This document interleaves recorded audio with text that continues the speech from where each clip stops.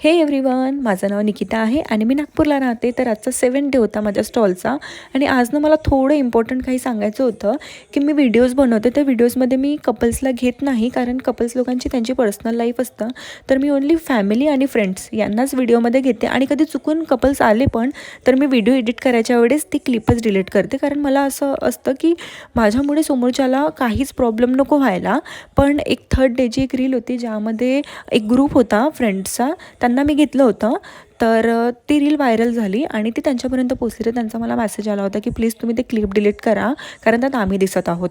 पण ते clip delete नाही होऊ शकत होती एकदा अपलोड झाल्यावर. तर मला पुन्हा व्हिडिओ डिलीट करावा लागला होता. तर मला नाही चांगलं वाटलं, कारण की रील एक अशी गोष्ट आहे की त्याच्या माध्यमातून आपण आपलं काम सगळ्यांपर्यंत पोहोचवतो. तर त्यामुळे मला थोडं वाईट वाटत होतं त्या गोष्टीचं. पण त्यात त्यांची पण चुकी नाही आहे. चुकलं माझं की मी त्यांना न विचारता त्यांचा व्हिडिओ घेतला. पण आज मी सगळ्यांना विचारत होती, इवन फॅमिलीज आणि जो ग्रुप असतो त्यांनासुद्धा विचारायची की मी तुम्हाला व्हिडिओजमध्ये घेऊ की नाही घेऊ. त्यांनी म्हटलं की घ्यायचं तरच मी त्यांचे व्हिडिओज शूट म्हणजे त्यांना व्हिडिओमध्ये घ्यायची, अदरवाईज मी नाहीच घ्यायची. आणि आज मी खूप लिमिटेड क्लिप्स बनवल्या होत्या, कारण आज ते काही झालं त्यामुळे मला चांगलं नाही वाटत होतं.